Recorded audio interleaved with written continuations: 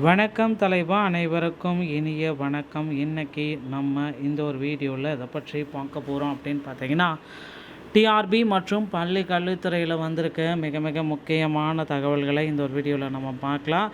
அரசு உதவி பெறும் பள்ளிகளில் ஊதியம் பெறுவதில் மிகப்பெரிய சிக்கல் வந்திருக்கு. என்னன்றதை பற்றி நம்ம பார்க்கலாம். டெட்டில் பாஸ் பண்ணவங்களுடைய சான்றிதழ்கள் எப்பொழுது வெளியிட போகிறாங்க?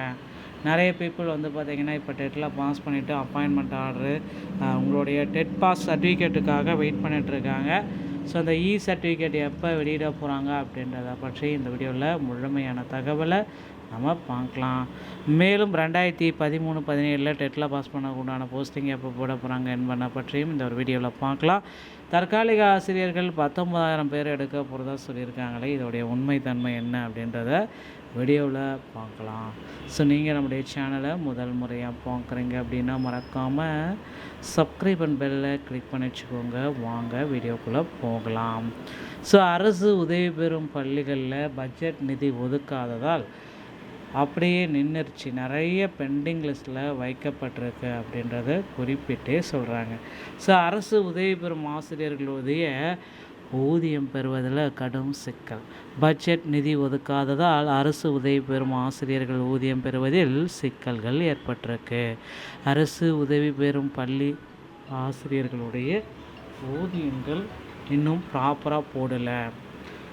அந்த நிதி அந்தந்த மாவட்ட கல்வி அலுவலர்கள், மாவட்ட தொடக்க கல்வி அலுவலர்களின் கணக்குகளுக்கு பிரித்து அனுப்பப்படும். ஆனால் இந்த நிதியாண்டுக்குரிய பட்ஜெட் நிதியை இதுவரை சிவகங்கை உட்பட பெரும்பாலான மாவட்டங்களுக்கு அனுப்பப்படவில்லை. மேலும் பள்ளிகளிலிருந்து ஊதிய பட்டியல், ஈடிய விடுப்பு, நிலுவைத் தொகை போன்ற பணப்பணங்களுக்கான பட்டியல் தயாரிக்கப்பட்டு மாவட்ட கல்வி அலுவலகம் முன்பு ஒவ்வொரு மாதமும் 15ஆம் தேதிக்குள் கருவூலத்துக்கு அனுப்பி வைத்தால் மட்டும்தான் மாத இறுதி நாளில் ஊதியம் பெற முடியும். பட்ஜெட் நிதி ஒதுக்காததால் அரசு உதவி பெறும் பள்ளி ஆசிரியர்கள் ஊதியர்களுக்கான ஊதிய பட்டியல் இதுவரை கருவூலத்திற்கு அனுப்பப்படவில்லை. இதனால் இம்மாத ஊதியம் பெறுவதில் சிக்கல் ஏற்பட்டுள்ளது. இதுகுறித்து அரசு உதவி பெறும் பள்ளி ஆசிரியர்கள் சில கூறுகையில், மாநிலம் முழுவதும் உள்ள பல்லாயிரக்கணக்கான ஆசிரியர்கள், ஊழியர்கள் உதவி பெறும் பள்ளிகளில் பணிபுரிகின்றனர். பட்ஜெட் நிதி ஒதுக்குவதில் தாமதம் ஏற்படுவதால் இந்த மாத ஊதியம் குறித்து காலத்தில் பெற முடியாத சூழ்நிலை உள்ளது. ஸோ விரைந்து நடவடிக்கை, ஊதிய ஒதுக்கீடு, பணப்பலன்களை வழங்க நடவடிக்கை எடுக்கப்படும் என்று குறிப்பிட்டு சொல்லிட்டாங்க. அடுத்து வந்து பார்த்திங்கன்னா 2013-17 டெட்டில் பாஸ் பண்ணவங்களுக்கு உண்டான போஸ்டிங் போடணும் அப்படின்ற மாதிரி தேர்தல் வாக்குறுதிகள் போயிட்டுருக்குங்க. ஸோ நிச்சயமாக தேர்தல் வாக்குறுதிகளில் குறிப்பிட்ட மாதிரி டெட்டில் பாஸ் பண்ணவங்களுக்கு உண்டான போஸ்டிங்ஸ் விரைவில் எதிர்பார்க்கலாங்க. அடுத்து யூஜிடிஆர்பி, பிஆர்டியோடைய 2026 நோட்டிஃபிகேஷன்கள் அனைத்தும் விரைவில் பப்ளிஷ் பண்ண போகிறாங்க. இப்போ உங்களை தயார்படுத்தி கொள்ளுங்கள்.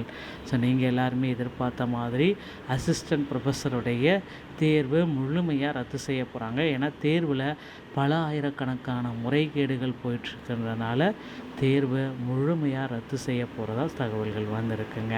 ஸோ நண்பர்களே, இதுதான் தற்சமயம் ஆசிரியர் தேர்வு வாரியத்தில் நடைபெற்றிருக்கிற மிக மிக முக்கியமான அப்டேட்டு. ஸோ தேர்தல் வாக்குறுதிகளில் அனைத்து கட்சிகளுமே குறிப்பிட்டு சொன்னாங்க 149 ஜிஓவை நாங்கள் ரத்து செய்வோம் அப்படின்றது.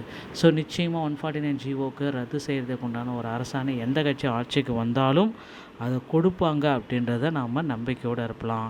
டிஆர்பி மற்றும் பள்ளி கல்வித்துறையில் இந்த தகவல்கள் அனைத்துமே உங்களுக்கு ரொம்ப ரொம்ப பயனுள்ளதாக இருக்கும்னு நினைக்கிறேன். இந்த செய்தி உங்களுக்கு பிடிச்சிருந்தால் மீண்டும் ஒரு நல்ல தகவலோடு நான் உங்களை சந்திக்கிறேன்.